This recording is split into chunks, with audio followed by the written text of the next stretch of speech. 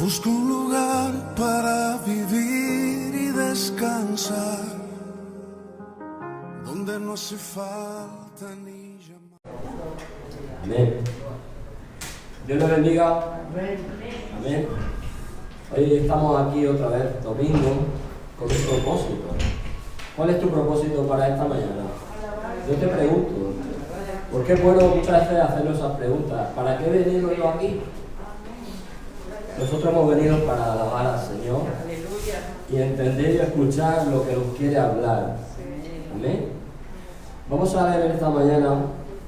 Ayer estaba leyendo y este pasaje me tocó, que se encuentra en Gálatas 1, versículo 8.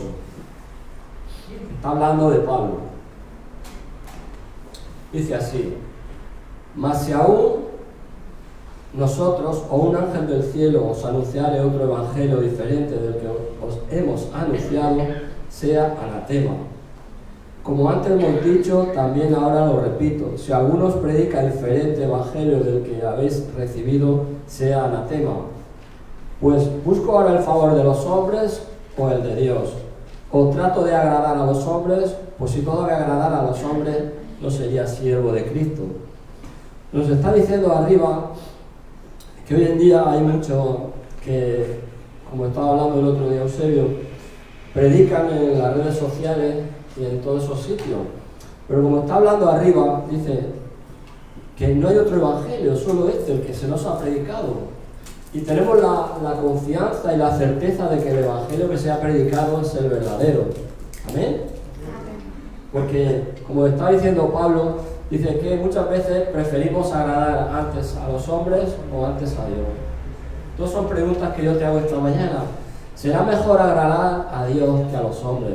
Porque por agradar al hombre muchas veces dejamos lo que Dios nos está diciendo. Porque dice, como antes hemos dicho, también ahora lo repito: si alguno os predica diferente evangelio del que habéis recibido, sea anatema. Y pasamos al versículo 11. Dice más: os hago saber, hermanos, que el evangelio anunciado por mí no es según hombre, pues yo ni lo recibí ni lo aprendí de hombre alguno, sino por revelación de Jesucristo. Si en tu vida has tenido esa revelación y sabes que la palabra que se predica en este sitio es la verdadera, no tienes por qué estar buscando en otro sitio. ¿Amén? Nos metemos en las páginas y estamos viendo como que decimos, esta persona, otro. Tienes que ponerte y hablar y escuchar lo que te está diciendo Pablo. Si el evangelio de aquí es sano y verdadero. Porque dice que no intentamos agradar al hombre, sino a quién, a Dios. Amén. Y estaba leyéndolo así, dice, porque yo no lo he aprendido de hombre alguno, sino por revelación de Jesucristo, porque ya habéis oído acerca de mi conducta en otro tiempo en el judaísmo. Es lo que estaba diciendo Pablo. Pablo estaba predicando como se predica aquí el evangelio puro. Amén. Yo te lo digo en esta mañana por si tienes la duda, que muchas veces decimos, me estoy haciendo esta pregunta. Yo te digo en esta mañana, estás en el sitio adecuado. Amén. Porque aquí se está predicando de siempre un evangelio perfecto y no se intenta agradar al hombre, sino se intenta agradar a Dios. ¿Eh?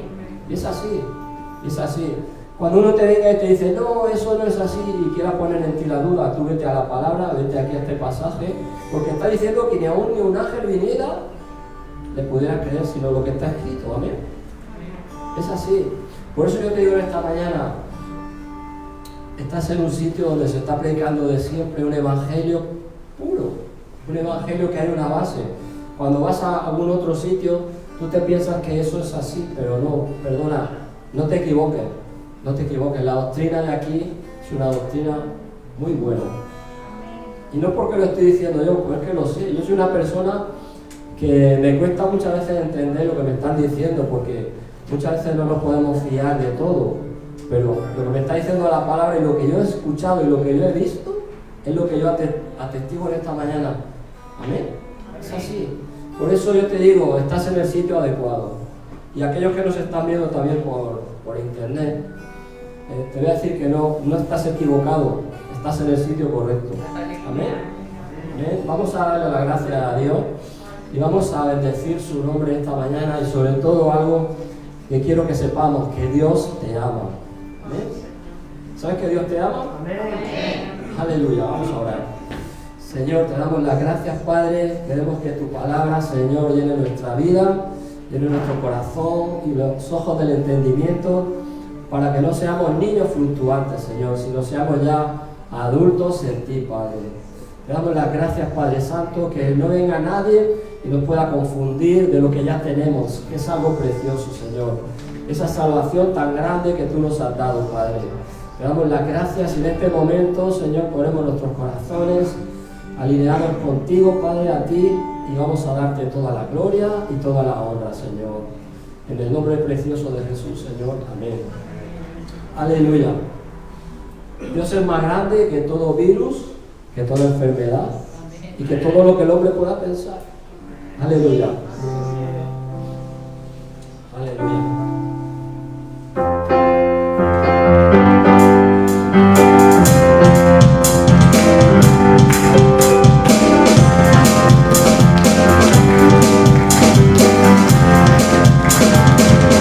Ya no somos esclavos.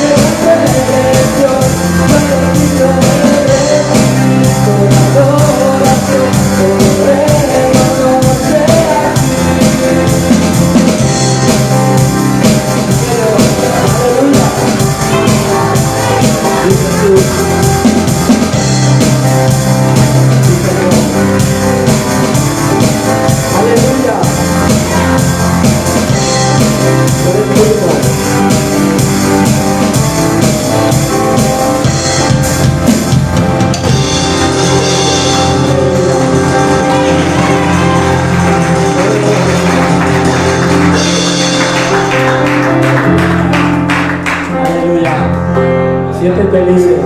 En esta mañana puedes danzar y alabarle libremente. Sí, Señor.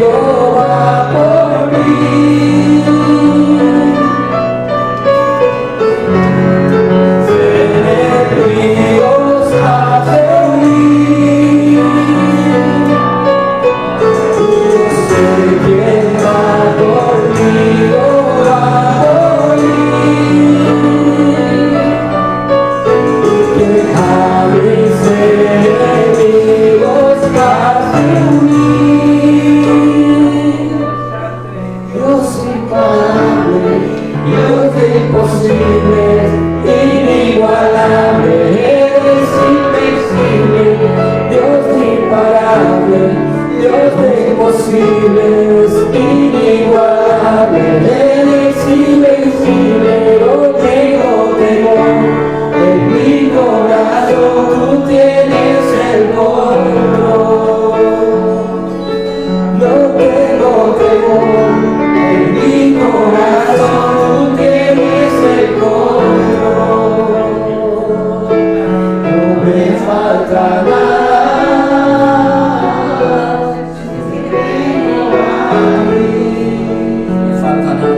No me falta nada si te tengo ahí. Sí, Señor, no nos falta nada, no nos falta nada. No dice abajo, dice así.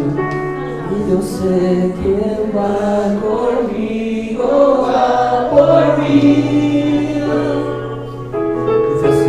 Y que a mis enemigos se hace huir. Yo sé quién, y yo sé quién va conmigo, va por mí. Y que a mis enemigos se hace huir. Dios imparable, Dios de imposibles, inigualable, eres invencible, Dios imparable, Dios de imposibles, inigualable, eres invencible, no tengo temor, en mi corazón tú tienes el control, yo no tengo temor, en mi corazón tú tienes el control. Sí, Señor, decláralo así. Decláralo que no exista temor en tu corazón. Déjale que Él coja el control. Sí, Señor. Sí, Señor Jesús. Exaltamos tu nombre, Señor. Gracias, Padre. Gracias, Jesús.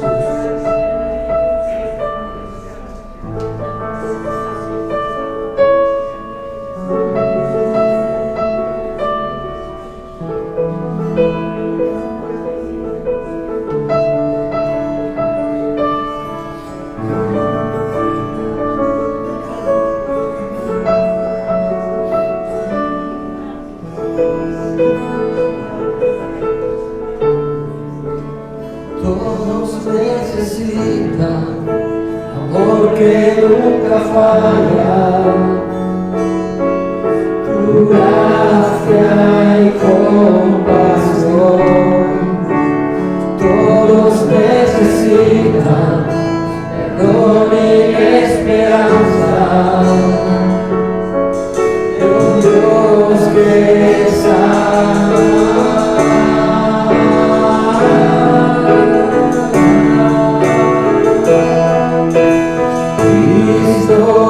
Puede mover montes, solo Dios puede salvar, y Dios puede salvar, y siempre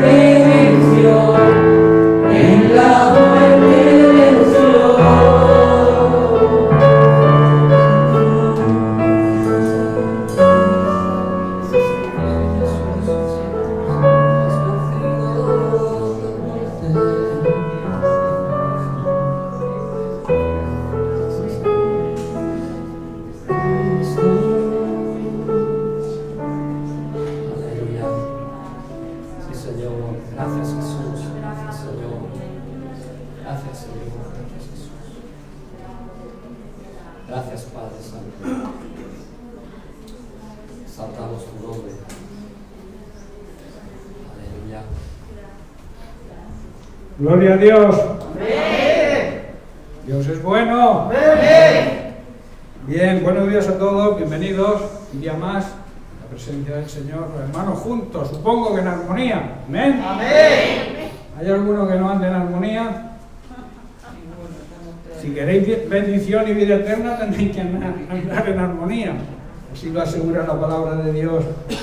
Bien, después de este tiempo de alabanza y de adoración al Señor, en este mismo espíritu de adoración, vamos a participar de la mesa del Señor.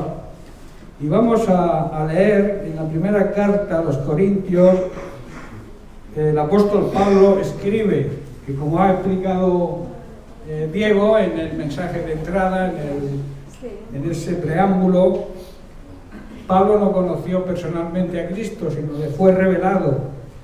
Y por eso dice así en 1 Corintios 11, a partir del verso 23, dice: porque yo recibí del Señor lo que también os he enseñado, que el Señor Jesús, la noche que fue entregado, tomó pan, y habiendo dado gracias, lo partió y dijo: tomad, comed, este es mi cuerpo, que por vosotros es partido. Haced esto en memoria de mí. Asimismo tomó también la copa después de haber cenado, diciendo: esta copa es el nuevo pacto en mi sangre. Haced esto todas las veces que la bebiereis en memoria de mí. Así, todas las veces que comiereis este pan y bebiereis esta copa, la muerte del Señor anunciéis hasta que Él venga de nuevo. Versículo 27. De manera que cualquiera que comiere este pan o bebiere esta copa del Señor indignamente, será culpado del cuerpo y de la sangre del Señor. Por tanto dice: pruébese cada uno a sí mismo y coma del pan y beba de la copa. Está diciendo que debemos examinarnos a ver si somos dignos de participar de la mesa del Señor. Esto no es una tradición, ni tampoco es una liturgia. Es algo que debemos hacerlo entendiendo lo que significa. Participar de la mesa del Señor es participar en la comunión unos con otros, que simboliza el acercarse a la mesa. Estamos demostrando que andamos en comunión unos con otros, porque dice: debemos discernir, distinguir el cuerpo de Cristo, que somos nosotros. Y luego añade: porque el que come y bebe indignamente, sin discernir el cuerpo del Señor, juicio come y bebe para sí. Por lo tanto, añade: hay muchos enfermos y debilitados entre vosotros, y muchos duermen espiritualmente. Esa es la peor muerte, la muerte espiritual. Bien, de la misma manera que Jesús dio gracias, voy a pedir a Orlando que por favor dé gracias por el pan y por la copa. Padre mío, Padre Santo, Señor, te damos gracias, Padre mío, Padre Santo, Señor, por este tiempo, Señor, que tú nos traes aquí a tu casa, Señor, a rendirnos ante ti, Padre mío, Padre Santo, Señor.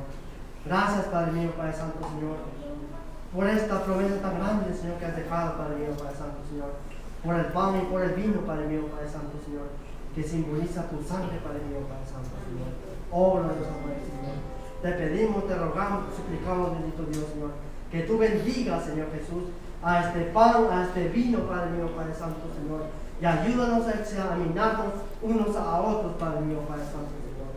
Óbranos, Señor. Ayúdanos, Padre mío, Padre Santo, Señor, a permanecer en tu palabra, Señor, a ser obedientes, Padre mío, Padre Santo, Señor.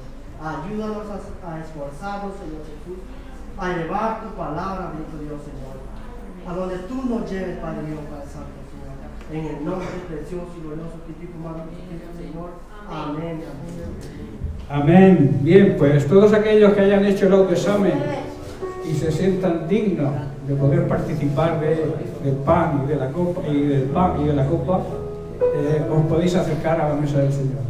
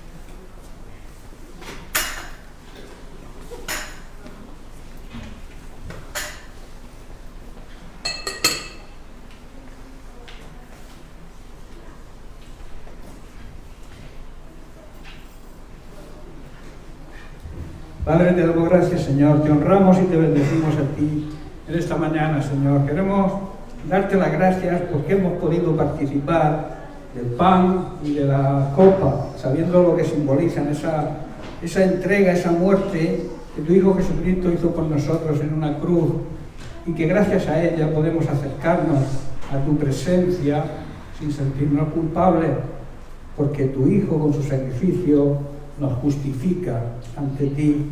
Te damos las gracias, Padre, te honramos y te bendecimos en el nombre precioso de Cristo Jesús. Amén y amén.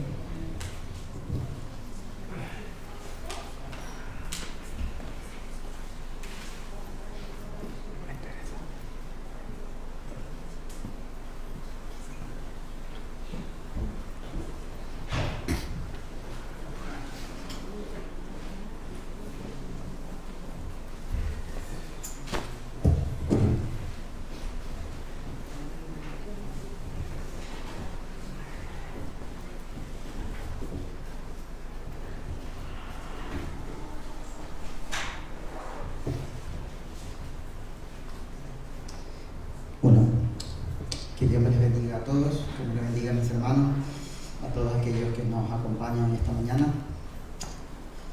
Es una alegría ver a mis hermanos y todo aquel que viene a escuchar la palabra de Dios. Abrimos nuestras Biblias, por favor, en el libro de Proverbios, capítulo 3, versículo 5.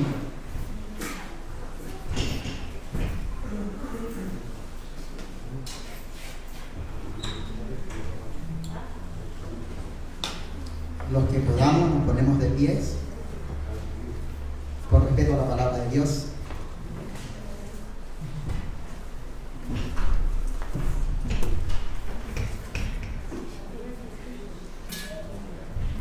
Y dice el Señor a través de su palabra y a través de su Santo Espíritu, dice: fíate de Jehová de todo tu corazón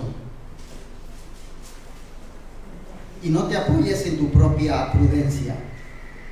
Reconócelo en todos tus caminos, y Él enderezará tus veredas. No seas sabio en tu propia opinión. Teme a Jehová y apártate del mal, porque será medicina a tu cuerpo y refrigerio para tus huesos.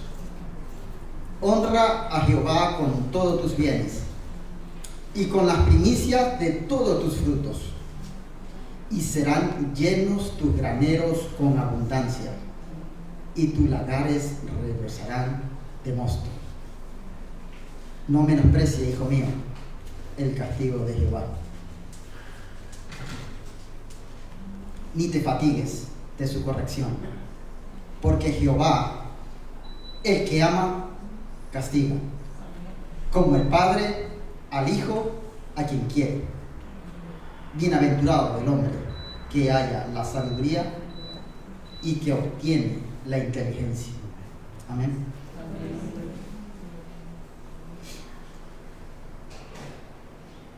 El Espíritu del Señor nos habla y nos dice: fíate de Jehová, fíate en mí con todo tu corazón. El por qué hoy en día hay guerras, contiendas, masacre, hambre, muerte, porque hemos ido en pos de nuestra propia inteligencia.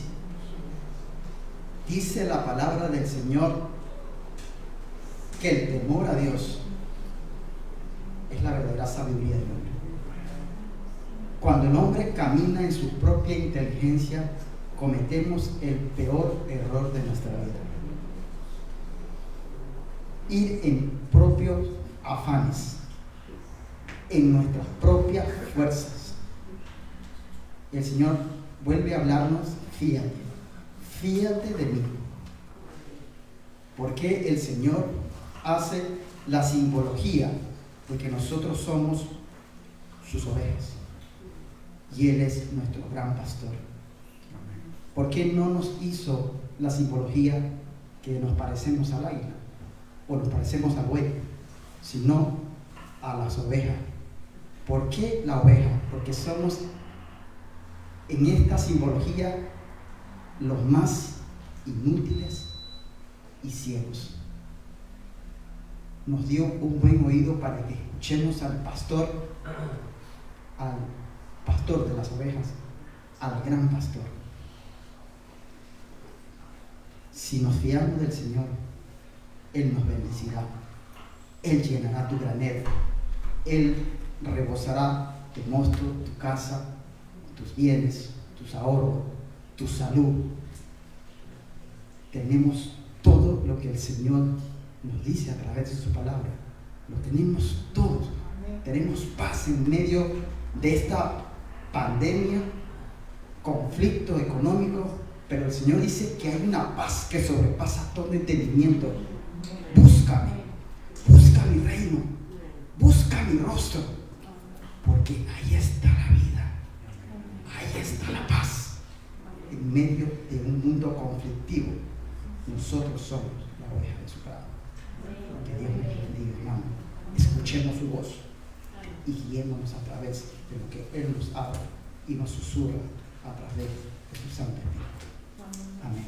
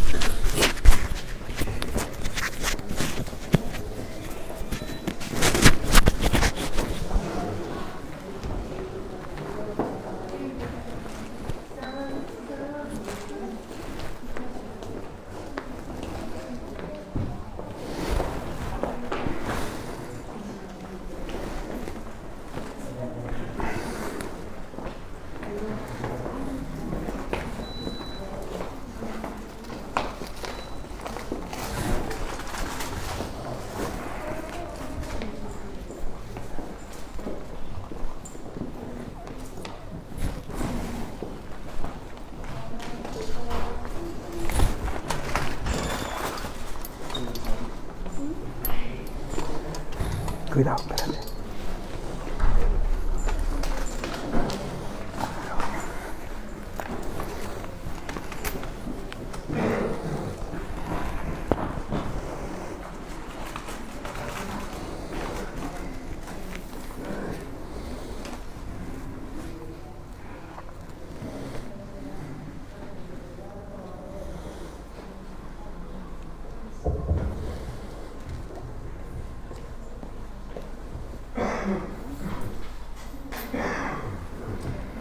Gracias, amado Dios. Gracias por permitirnos estar en pie. Gracias porque podemos ofrendar y diezmar, Señor, de lo que tú nos has dado, Señor. Gracias por proveer fuerza, Señor, a nuestra vida, a nuestros familiares, Señor, mi Dios. Y queremos ser buenos mayordomos para poder vivir en el reino. Gracias, amado Dios, en el nombre de Jesús. Amén.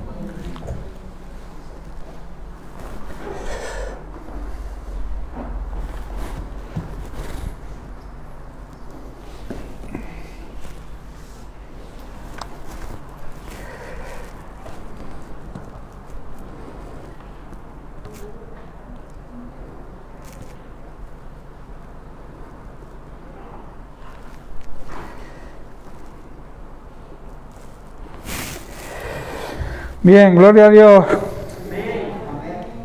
Hemos podido alabar al Señor, hemos podido participar de su mesa y también hemos ofrendado lo que Dios ha puesto en nuestro corazón.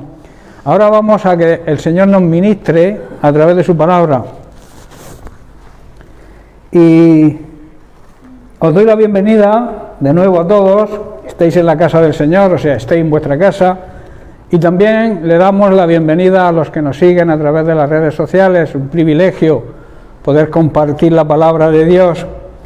Y hoy quiero seguir tratando, ya llevamos varias semanas, creo que es la 17 ya, con este tema.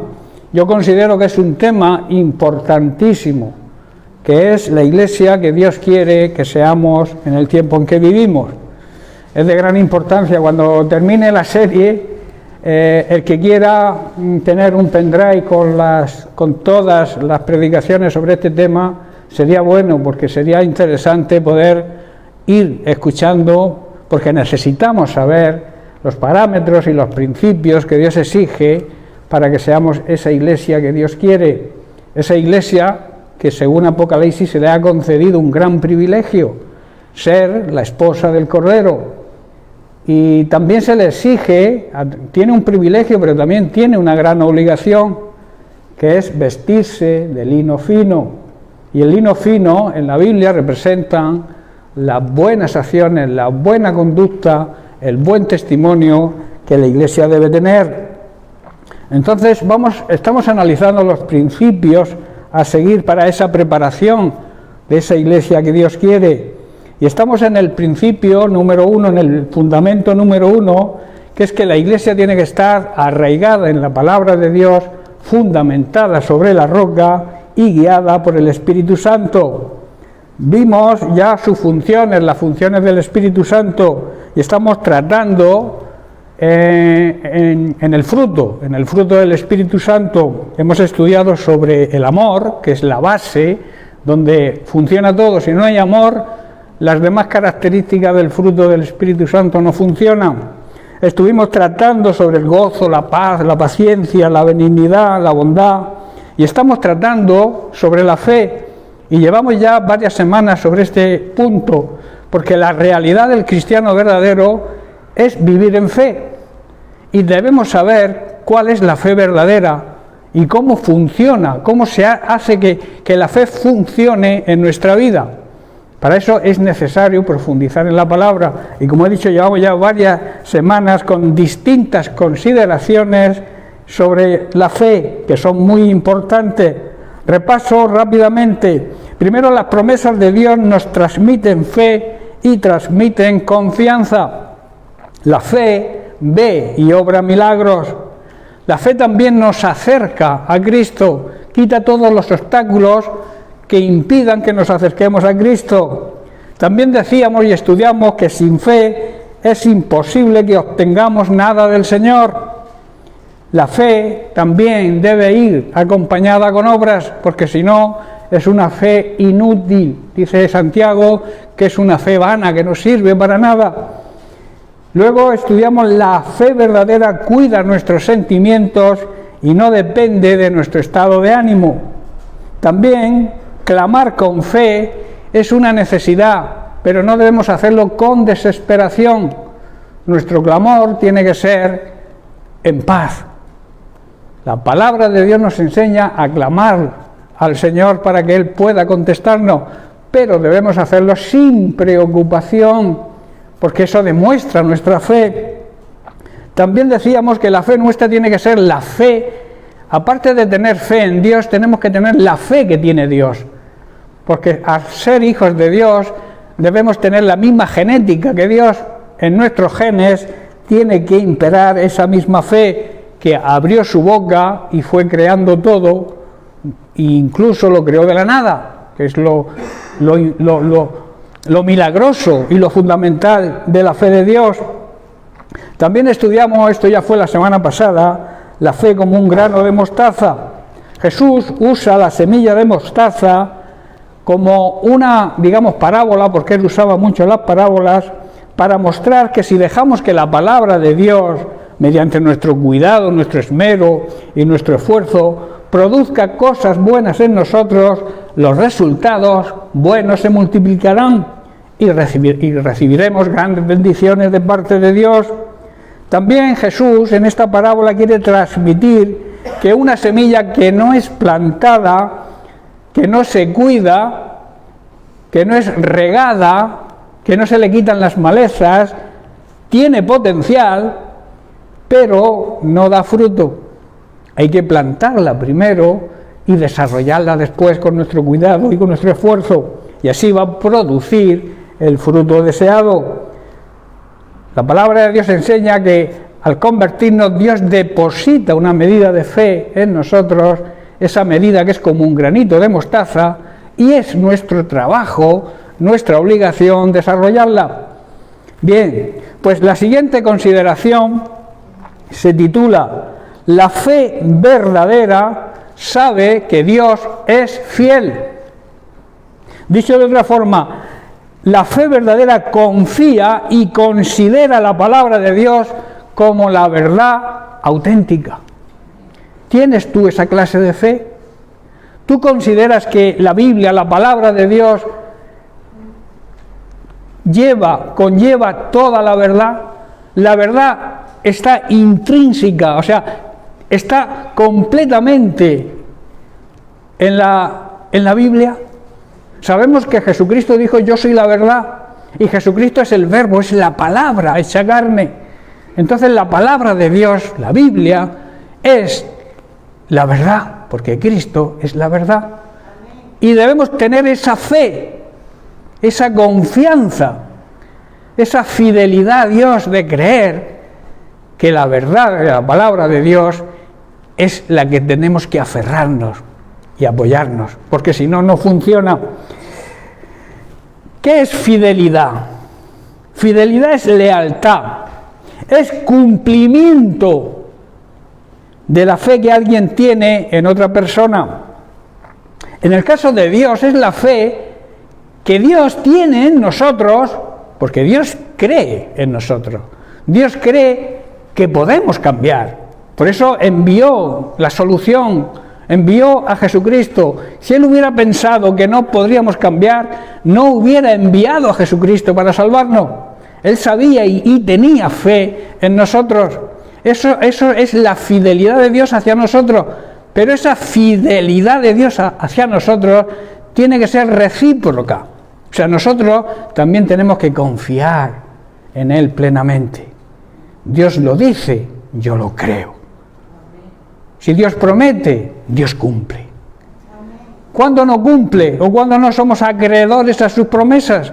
Cuando fallamos en nuestra parte del pacto que Dios hace con los seres humanos. En Deuteronomio capítulo 7, verso 9, Moisés se dirige al pueblo y también se dirige, porque esto es de vigencia para nosotros hoy, a su familia, a su iglesia, que somos hoy nosotros, diciendo: conoce pues que el Señor tu Dios es Dios fiel, que guarda el pacto, Él cumple su pacto siempre, y la misericordia, ¿pero con quién? Con los que le aman y obedecen sus mandamientos, hasta 1000 generaciones. Dios cumple su pacto, pero hay una condición: que yo debo amarle a Él sobre todas las cosas y demostrarlo obedeciendo sus mandamientos. Si digo que creo pero no obedezco, me estoy engañando a mí mismo, porque a Dios no le podemos engañar, eso es imposible. Tenemos que reconocer que el Señor nuestro Dios, el Dios en quien creemos y servimos, es el verdadero Dios. Y yo te pregunto, ¿el Dios a quien tú sirves, tú crees realmente que es el único Dios verdadero? ¿Crees en Él de verdad? ¿O simplemente estás siguiendo una religión, estás buscando una protección donde librarte de la condenación? A Dios se le sirve y se le sigue por amor, no por lo que puedan traer las consecuencias de no creer en Él o de rechazarlo. El que se acerca a Dios por miedo a la condenación no tiene una fe verdadera en Él, no se ha convertido de verdad. Si tú te conviertes de verdad al Señor, tú crees en todo tu ser que la palabra de Dios es la verdad y que siguiéndola no necesitas preocuparte de tu futuro, porque tienes la garantía de la vida eterna. Amén. Por tanto, Él es un Dios fiel que cumple su pacto, dice la palabra, por 1000 generaciones, que quiere decir siempre. Emplea ahí un orden numérico, pero eso significa siempre. 1000 generaciones significan siempre. Dios cumple siempre y derrama su amor inagotable, porque Dios es amor, sobre aquellos que le aman y lo demuestran, como he dicho, obedeciendo sus mandatos. Mirad qué dice David en el Salmo 36, versículo 5. Dice, Señor, hasta los cielos llega tu misericordia y tu fidelidad alcanza hasta las nubes. Y el salmista en el Salmo 117, verso 2 también declara: porque ha engrandecido sobre nosotros su misericordia, y añade, y la fidelidad de Dios es para siempre, 1000 generaciones, para siempre. Dios es fiel siempre.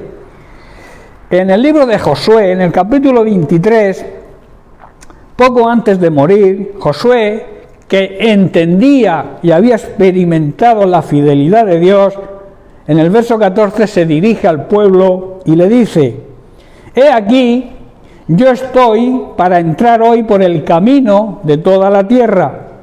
Reconoced, pues, con todo vuestro corazón y con toda vuestra alma, o sea, con todo vuestro ser, que no ha faltado una palabra de todas las buenas palabras que el Señor vuestro Dios había dicho a vosotros. Todas se han cumplido, no ha faltado a ninguna de ellas. Aquí vemos que Josué estaba cerca a la muerte, porque dice: dentro de poco moriré, seguiré el camino de todo ser viviente. ¿Sabéis que todo el que nace muere? Pues David también lo sabía, y por eso dice: dentro de poco moriré, porque voy a seguir el mismo camino que han seguido mis antepasados, y todos los que han nacido seguirán. En lo profundo del corazón debéis saber que cada promesa del Señor vuestro Dios se ha cumplido, y que ninguna de ellas ha fallado. Recordemos, hermanos, que Josué fue el sucesor de Moisés, y era el encargado primero de cruzar el Jordán y luego conducir al pueblo de Israel a la tierra prometida. Dios le había dicho a Josué en el capítulo 1, verso 2, dice: Josué, mi siervo Moisés ha muerto, por lo tanto ha llegado tu hora, ha llegado el momento de que guíes a este pueblo, a los israelitas, a cruzar el río Jordán y a entrar en la tierra que les doy. El Jordán suponía para el pueblo de Israel un límite, un obstáculo que debían salvar. No era una meta. Muchos llamados creyentes, cuando consiguen superar un problema, creen que han llegado a la meta. Han superado ese problema y ya está, se quedan ahí.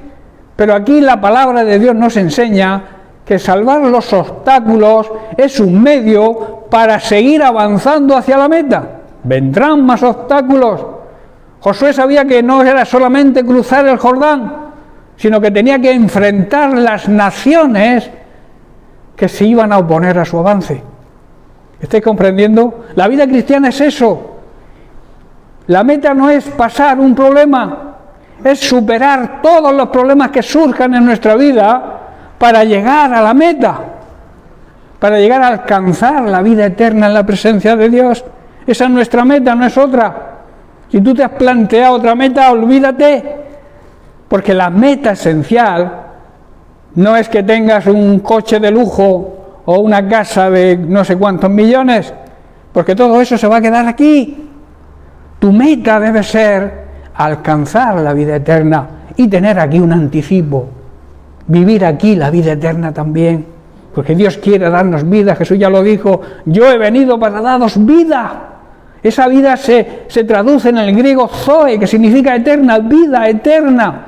Yo he venido a daros la vida eterna ya, para que tengáis un anticipo ahora y luego estéis por la eternidad en mi presencia. Qué bonito, ¿verdad? Tenemos que entender eso. Por eso Dios le dijo: tienes que cruzar el Jordán. El Jordán, como he dicho, no suponía la meta. Era una barrera que les impedía llegar a la meta. Debían cruzarlo para recibir la promesa de Dios. Allí, al otro lado del río, se encontraba la tierra de provisión, tan anhelada por todos.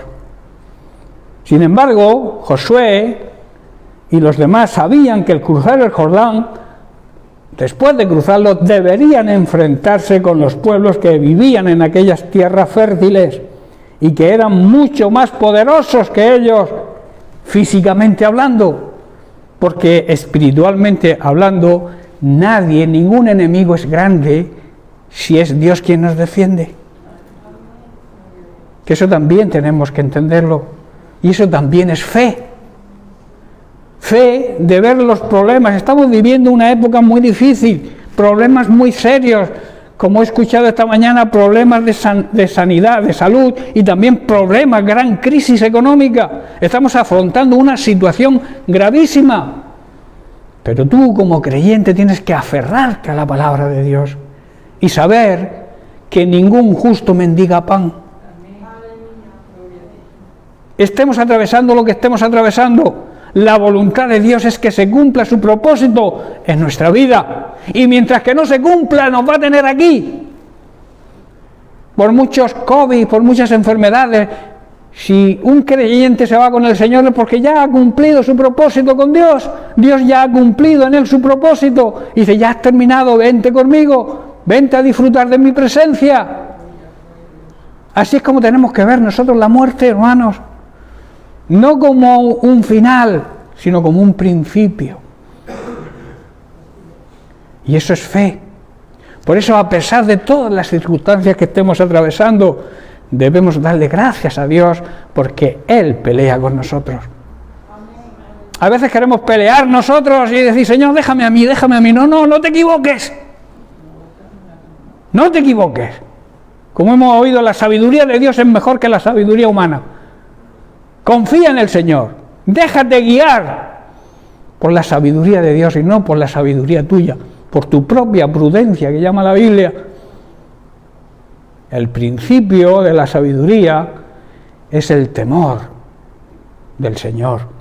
El temor no es miedo, no es pánico a Dios ni a la condenación. El temor a Dios significa honrarle, respetarle y obedecerle.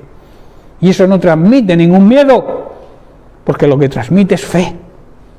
El temor a Dios te da fe en Él, no miedo, ni ninguna otra cosa parecida. Allí, como he dicho, al otro lado del río estaba la tierra de promisión. El río Jordán para ellos no consistía, por tanto, como he dicho, en una meta, sino más bien en una barrera que les cerraba el paso a una tierra muy rica y fértil, mucho más rica y fértil que el desierto donde habían vivido 40 años. Estaban deseosos de llegar a esa tierra prometida. Nosotros también debemos estar deseosos de alcanzar la vida eterna ya aquí y empezar a disfrutarla. Estamos hartos de desierto. La iglesia hoy en día vive en un desierto y no se da cuenta. Y para salir del desierto, hermanos, hay que cruzar el Jordán. Que no muchos están dispuestos, porque cruzar el Jordán suponía un esfuerzo y un paso de fe. Nosotros tenemos que aprender a dar pasos de fe para ir alcanzando y superando obstáculos para poder llegar a la meta. ¿Estáis comprendiendo, hermano? Debían dar, como he dicho, pasos de fe para alcanzar las promesas de Dios. Ellos habían enviado espías para que examinaran el terreno, para que informaran de cómo era la tierra que Dios les había prometido. Yo pienso que ahí dudaron, porque si Dios te promete algo, es bueno. Solamente tienes que luchar por conseguirlo. Pero bien, mandaron espías. Mandaron 1 por cada tribu, 12. 10 dieron informe negativo. Solamente 2, Josué y Caleb, dieron un informe positivo. Leemos en Números, capítulo 13, verso 31, vemos el resumen del informe. Dice, para los hombres que habían subido con él, está diciendo Josué y Caleb, dijeron, no podremos, o sea, los 10 que quedaban restantes, no podremos subir contra aquel pueblo porque es más fuerte que nosotros. Dudaban de Dios, dudaban que Dios es más fuerte que cualquier enemigo que nos surja. Esos 10 dudaban de Dios. ¿Qué porcentaje supone 10 de 12?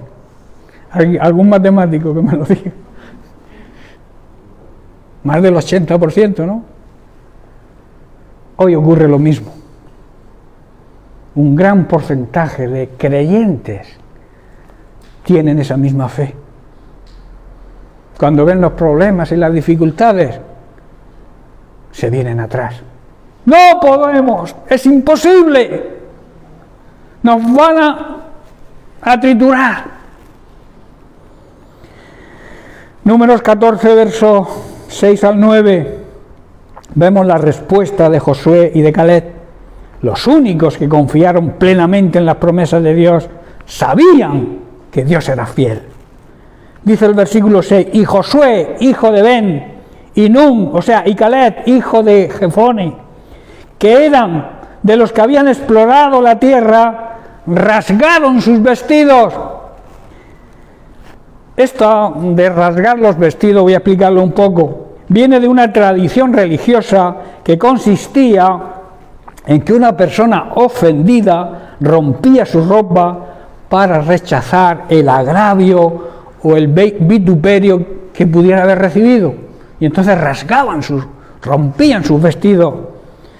Ellos se habían sentido agraviados, Josué y Caleb, por la ofensa, no que sufrieron ellos, la ofensa que sufrió Dios ante el informe negativo del resto de los espías, que condujo al temor del pueblo. Porque esto demostraba su falta de fe, y por eso rasgaron sus vestidos. Vuelvo a repetir, no porque se sintieran agraviados, que también, pero el agravio que ellos más les dolía era la desconfianza a Dios, el no ser fieles a Dios cuando Dios siempre había sido fiel con ellos, a pesar de todo. Luego, ¿qué ocurrió? Que toda una generación, por todos estos problemas, no entró en la tierra prometida. Tuvo que levantarse una generación nueva que reconocieran la fidelidad de Dios. Y entonces se levantaron Josué y Caleb y dijeron, dice el versículo 7, hablaron a toda la asamblea de los hijos de Israel diciendo, la tierra por donde pasamos para explorarla es una tierra extremadamente buena. Si Dios se agrada de nosotros, si nosotros demostramos nuestra fe y Él se complace en nosotros, Él nos va a introducir en esa tierra y nos la entregará. Fe en las promesas de Dios estaban demostrando, y dice, es una tierra donde fluye leche y miel. Y el verso 9, mirad qué importante, pero no os rebeléis. ¿Sabéis que la rebeldía viene por la falta de fe? Uno de los motivos de la rebeldía de los seres humanos contra Dios es porque no creen en Él. Si tú crees en Él, de verdad, como hay que creer, no te rebelas contra Dios. Por eso les dice al pueblo, no os rebeléis contra Dios, ni temáis a la gente del país, porque serán como nuestro pan. En otras palabras, nos los vamos a comer como comemos el pan. Eso es fe, ¿verdad? Su defensa se ha apartado de ellos y Dios está con nosotros. Hermanos, si Dios está de nuestra parte, ¿quién podrá vencernos? ¿Tienes ese tipo de fe? Y dice, no les tengáis temor. A los enemigos no hay que tenerle temor si Dios está con nosotros, si estamos en el pacto de Dios, si estamos obedeciendo los mandamientos de Dios, si estamos en orden de nuestra vida está viviendo en el orden de Dios. No le temas a los problemas. Problemas siempre han existido, existen y van a existir siempre. tanto a los que creen como a los que no creen. Pero los problemas para aquellos que creemos, nos los comemos como pan. Amén. Por esta fe en Dios, Josué se convirtió en el sucesor de Moisés y el encargado de hacer cruzar al pueblo el río Jordán y entrar a conquistar la tierra prometida. Era una tarea difícil, muy difícil, y Josué lo sabía. Incluso él llegó a pensar que no estaba capacitado para hacerlo, que no sería capaz de llevarla a cabo. Sin embargo, él mismo fue un gran testigo del amor y de la fidelidad de Dios, dando testimonio de haber obtenido del Señor la fortaleza necesaria para emprender tan difícil tarea, de primeramente cruzar el río Jordán, con el peligro que eso llevaba, y luego entrar en una tierra donde tendría que enfrentarse con grandes enemigos. Por este motivo, poco antes de morir, Josué entendió como su última misión que debía alentar, animar y dar esperanza al pueblo en el camino que Dios le había marcado en esa tierra prometida, y que aprendieran, eso sí, si leéis la historia, que aprendieran a convivir con las naciones conquistadas, pero sin contaminarse con ellas, ni creando lazos de unión con ellos. Luego, si leemos, veremos que fallaron en eso, que se unieron en matrimonio con los pueblos que no creían en Dios. Pero él le llama la atención y le dice que no debéis convivir correctamente con estas naciones, pero sin contaminarse, ni creando lazos de unión con ellos. Hermanos, esto es una simbología de la vida cristiana, donde dice la palabra de Dios que no debemos unirnos, ¿en qué? En yugo desigual con los que no creen. Ya se marca el principio en la época de la tierra prometida de Josué y de Moisés. No debían conquistar, sí, debemos conquistar el mundo, debemos atraer a los seres humanos a la presencia de Dios, pero nunca contaminarnos con ellos, ni participar en lo que ellos participan, en sus idolatrías, en sus tradiciones, que la mayoría van en contra de la palabra de Dios. Pero bueno, todo el mundo lo hace. Todo el mundo lo hace, sí, pero nosotros no. Porque la Biblia nos enseña que no debemos contaminarnos con los que no creen. ¿Estáis comprendiendo, hermanos, por dónde voy? Dice, y les dijo, en lo profundo del corazón sabéis que cada promesa del Señor se ha cumplido.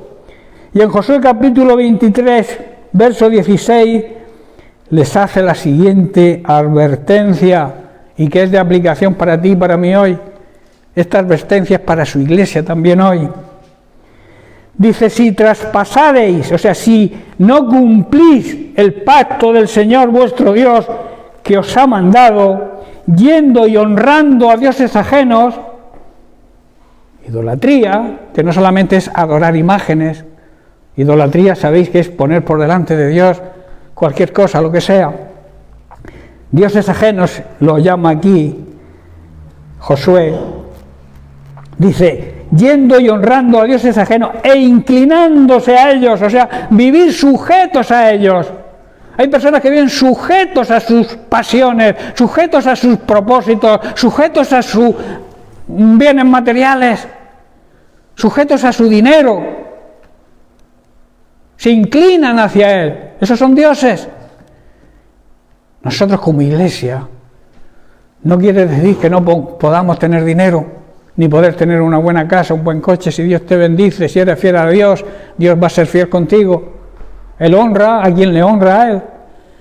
Pero que no sea tu prioridad esa, sino tu prioridad es cumplir el pacto con Dios. Ser fiel a Dios como Él es fiel contigo.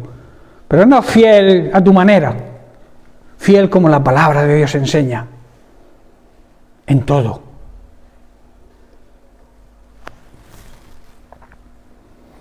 dice, e inclinándose a ellos, dice, entonces la ira del Señor se encenderá contra vosotros y pereceréis prontamente de esta buena tierra que Él os ha dado. Trayéndolo ahora a la actualidad, esto simboliza el perder la salvación que Dios ha provisto por medio de Jesucristo. Está advirtiéndonos de eso, de esa salvación tan grande que Dios ha provisto a través del sacrificio de su Hijo Jesucristo. Si tú te inclinas a otros dioses, si tú idolatras otras cosas, escuchar bien, una idolatría puede ser tu esposo o tu esposa o tus hijos, ponerlos por delante de Dios, también eso es idolatría. Tenemos que poner a Dios en primer lugar, porque de Dios es toda la plenitud de la tierra. ¿Sabéis que tus hijos son de Dios? Todo le pertenece a Dios. En el Salmo 24 así lo dice. Toda la tierra, todos los que habitan en la tierra y la plenitud de la tierra, todo lo que existe en la tierra le pertenece a Dios. Por eso ponlo a Él en primer lugar y tus hijos andarán por el buen camino y estarán protegidos, porque tú le vas a poner una cobertura de bendición sobre ellos cuando tú pones a Dios en primer lugar. Es que mis hijos, sí, tus hijos son un regalo de Dios. Y Dios te los presta por un tiempo. ¿Sabéis que por natura los hijos se van de casa? ¿O no? Los pajaritos vuelan del nido. Hay algunos que les gusta el nido. Pero por ley de vida, al final todos salen del nido. Uno a lo mejor a los 40 años, pero salen, porque es la ley de vida. Y el nido queda solo. Hemos cumplido los padres con el mandamiento de ese préstamo que Dios nos hace, esos hijos que Dios nos concede un tiempo para que los cuidemos, para que los protejamos, para que los alimentemos tanto física como espiritualmente, que los instruyamos en los caminos de Dios. Cuando tú cumples tu función, el Señor dice, bueno, ya habéis cumplido.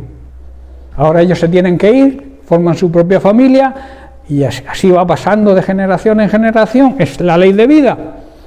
Por eso nuestra prioridad tiene que ser Dios, porque Él es eterno. Su presencia es eterna.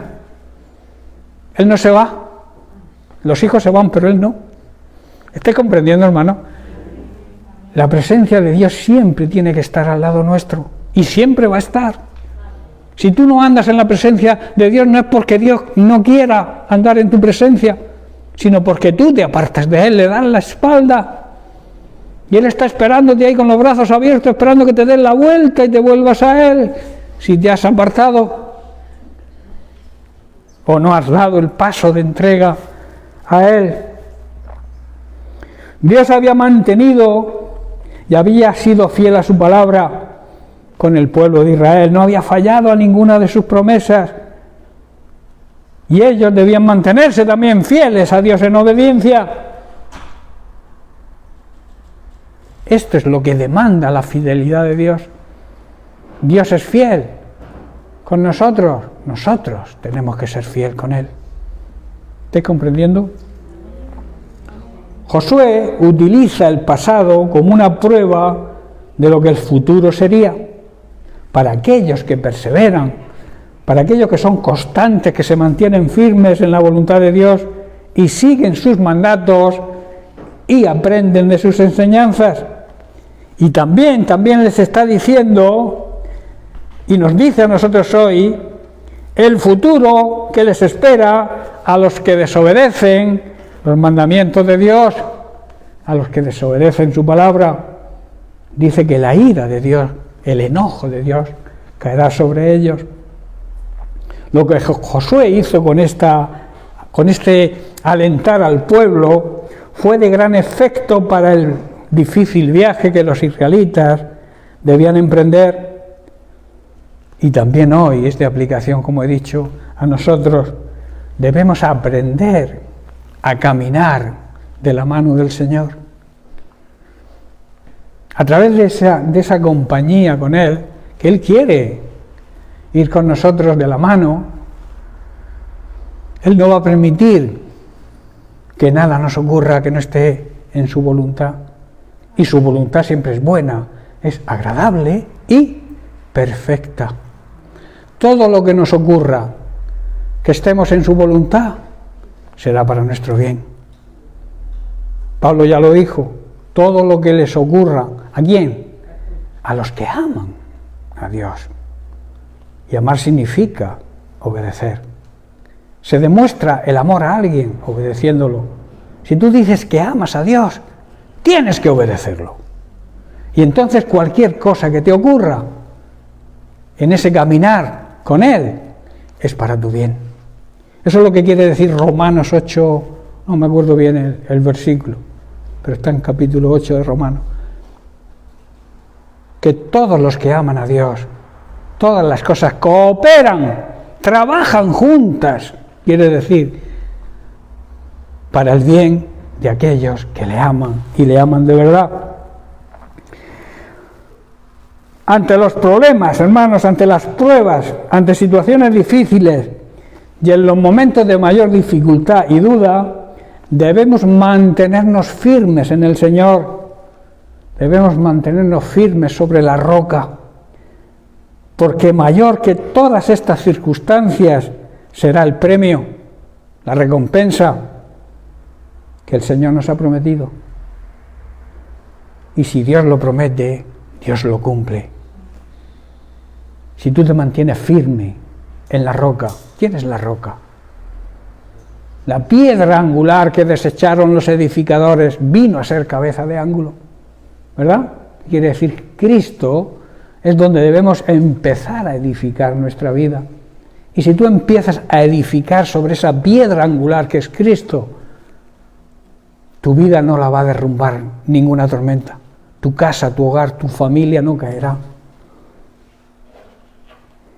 Por eso en Mateo capítulo 7, versículos 24 y 25, Jesús nos dice: cualquiera pues que me oye, que me presta atención, que me obedece, el oír también significa obedecer en la Biblia, que oye, obedece, escucha estas palabras y las hace, o sea, cree en mis promesas y actúa en fe, le compararé a un hombre prudente, a un hombre sensato, que edificó su casa sobre la roca. Dice el verso 25, descendió lluvia y vinieron ríos y soplaron vientos. Todo esto habla de problemas, dificultades. Y dice, y golpearon contra aquella casa y no cayó. ¿Por qué no cayó? Porque estaba fundada sobre la roca. Tremendo, ¿verdad? Quiero leerlo también este mismo pasaje en Lucas, que lo expresa de una manera, digamos, más profunda. En Lucas 6:48 dice, semejante es al hombre que al edificar una casa cavó y ahondó, o sea, buscó la roca.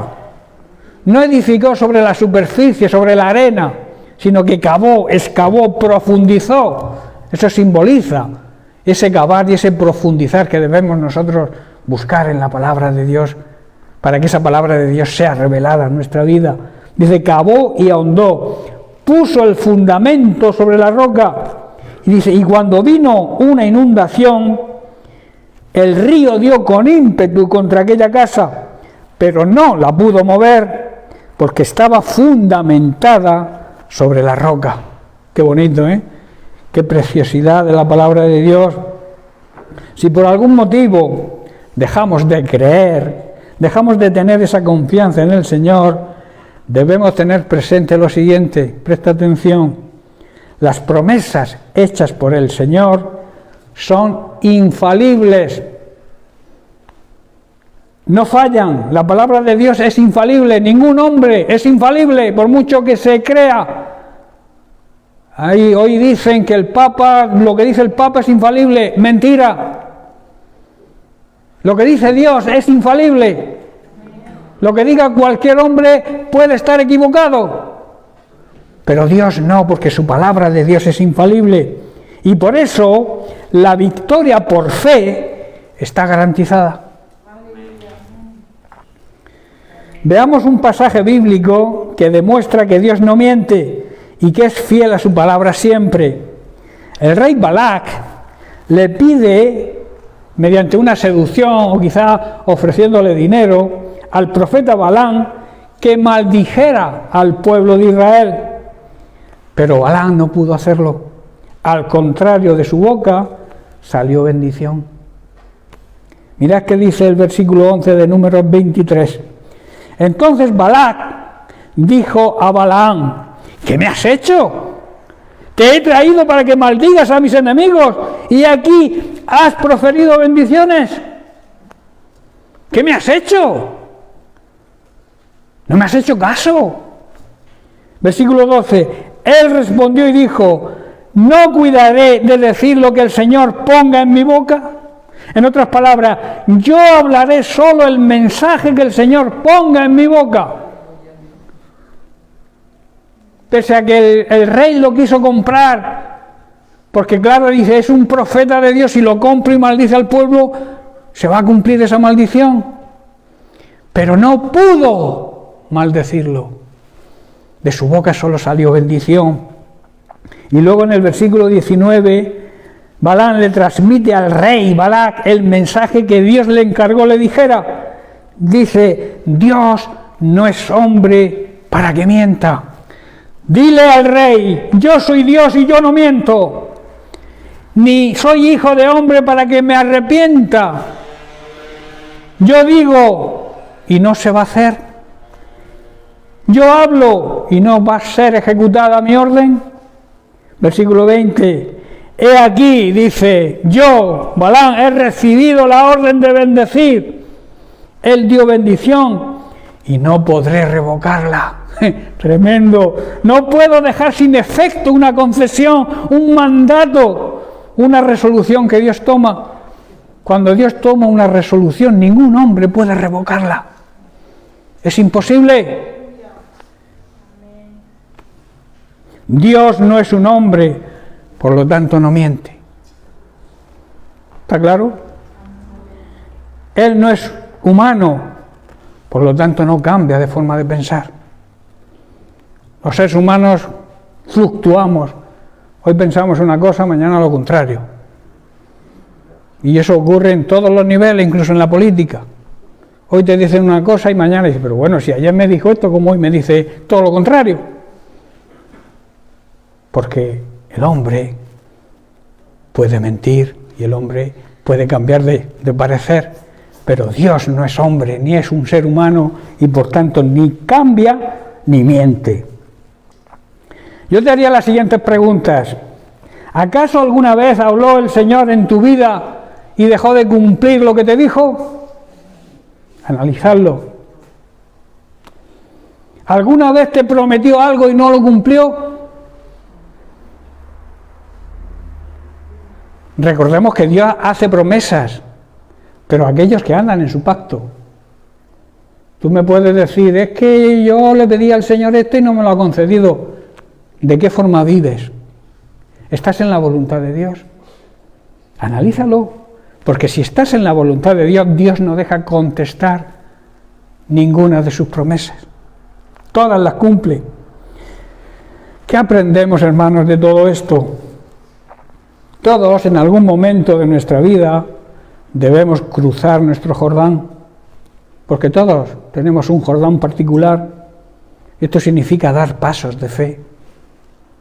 Todos hemos atravesado momentos difíciles y hemos tenido que dar pasos de fe para poder recibir las promesas de Dios y entrar en su refrigerio. Un refrigerio es un spam. Hoy en día se le llama spam, ¿no? ¿Sabéis lo que es un spam? Un lugar de descanso donde te metes ahí en una piscina de agua con unos grifos que te dan masajes. Eso es una maravilla, meterse en un spam, ¿verdad? Dios te habla de ese spam, de ese refrigerio que significa su presencia, y ese lugar de descanso que se consigue cuando Dios cumple sus promesas en nosotros. Pero para que Él cumpla sus promesas en nosotros, debemos nosotros cumplir nuestra parte del plan, del pacto que Dios ha hecho con nosotros, ¿verdad? Que es andar en obediencia a Él, andar en obediencia a su palabra. ¿Qué significa, por tanto, para nosotros el Jordán? Hermanos, significa pasar a otro nivel. No vivir estancados en una vida cristiana, digamos, mediocre. Es pasar a un nuevo nivel. Significa ascender a una posición más alta espiritualmente hablando. Dejar atrás ciertas actitudes, ciertas tradiciones y ciertas formas de pensar que están muy arraigadas en nosotros y que nos rodea. Mucha gente en este mundo hace lo mismo. Tenemos que dejar todo ese tipo de tradiciones.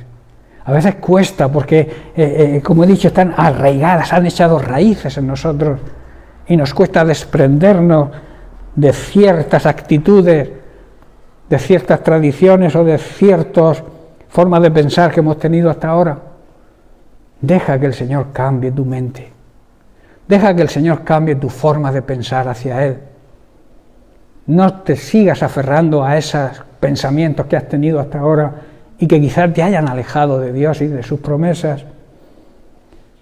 Cruzar el Jordán significa, en definitiva, llegar a tener la mente de Cristo. Pensar como piensa Cristo.